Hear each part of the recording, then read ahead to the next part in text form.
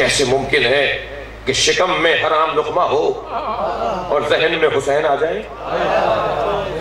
نہیں ہوگا۔ آپ نے دیکھا نہیں امام حسین نے کیا فرمایا کربلا میں اتنا بڑا خطاب تمہارے سامنے کر چکا ہوں، بہت سے معجزے امام دکھا چکے تھے کربلا میں، اس کے باوجود اثر نہیں ہو رہا تھا۔ جب اثر ہوتا تھا تو یہ کہتے تھے یہ جادو ہے، یہ اہل بیت بنی ہاشم جادو کرتے ہیں۔ دسیوں واقعات ہیں جب اہل بیت نے کوئی معجزہ دکھایا، جب نبی نے کوئی معجزہ دکھایا تو کہا کہ یہ بنی ہاشم جادوگر ہے ماتم۔ کربلا میں امام حسین اور پسر سعد میں گفتگو ہو رہی ہے، شور مچ رہا تھا۔ امام نے فرمایا لوگوں کو خاموش کرواؤ۔ یزیدی لشکر کے سپاہیوں کو امام نے خاموش کرنے کا کہا عمر سعد کو۔ عمر سعد نے حکم نامہ جاری کیا، آواز لگائی خاموش، میں حسین سے بات کر رہا ہوں۔ سب خاموش ہو گئے مگر گھوڑوں کے ہنہنانے کی آوازیں آ رہی تھی، جو گلے میں جانوروں کی گھنٹیاں بندھی ہوئی تھی وہ بج رہی تھی۔ امام نے فرمایا یہ آوازیں بند نہیں ہوئی۔ کہنے لگا میری حکومت انسانوں پر ہے، جانوروں پر نہیں ہے، یہ آوازیں جانوروں کی ہیں۔ امام نے فضا میں اپنا ہاتھ بلند کیا، کربلا میں سناٹا طاری ہو گیا۔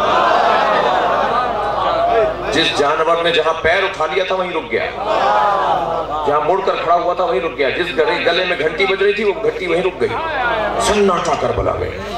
امام نے فرمایا میری حکومت پوری کائنات پر ہے، اللہ نے مجھے حجت خدا بنایا ہے۔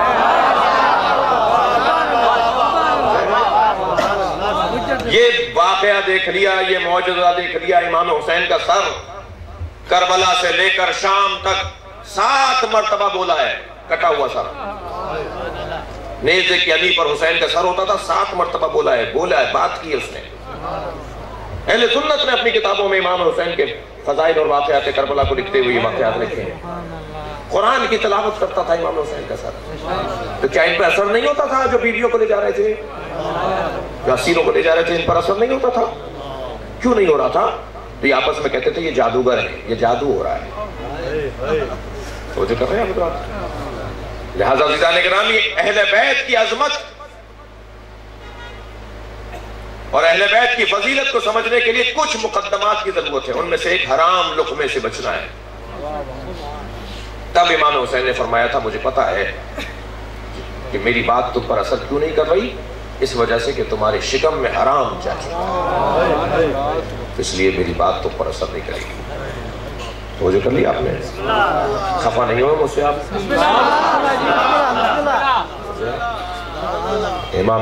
امام حسین اہل بیت ان کی معرفت اگر بڑھانی ہے تو پہلے کچھ مقدمات کی ضرورت ہے، ان میں سے ایک طہارت بطن، شکم کی طہارت۔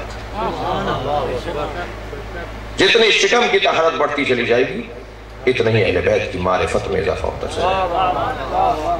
یہ جو لقمہ ہے نا، یہ لقمہ ہمارے پیٹ میں جاتا ہے، اس کا خاص اثر ہے، اس کی خاص تاثیر ہے۔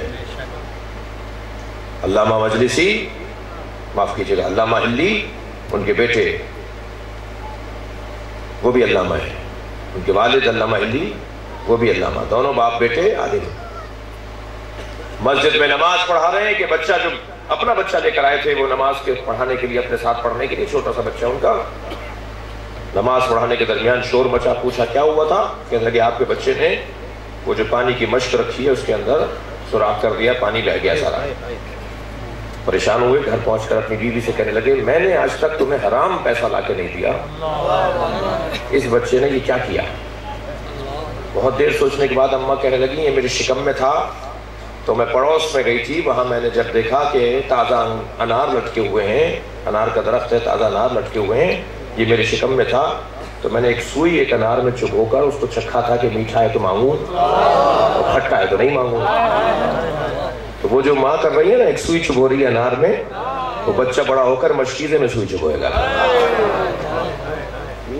بہت اثر ہے ان باتوں کا۔ ناراض تو نہیں ہو رہے آپ؟ تھک بھی نہیں رہے آپ؟ اہل بیت سے وابستگی بڑھانی ہے، گہرا تعلق کرنا ہے، اور گہرا تعلق کرنے کے لیے ایک رستہ ہے شکم کی طہارت۔ مال حرام ہے یا حلال؟ بھائی جانور میں اور انسان میں یہی فرق ہے نا۔ گائے اگر گلی سے گزر رہی ہو اور پنساری کی دکان آ جائے، پرچون کی دکان آ جائے اور باہر رکھی ہوئی ہو دال کی بوری، گائے نہیں پوچھتی کہ یہ کس کی ہے، وہ منہ مار کر جتنا چاہتی ہے کھا لیتی ہے جب تک اسے روکا نہیں جائے۔ اگر یہی انداز کسی انسان کا ہو تو اسے انسان کہیں یا جانور، کہ وہ پوچھے ہی نہیں کہ یہ مال کس کا ہے۔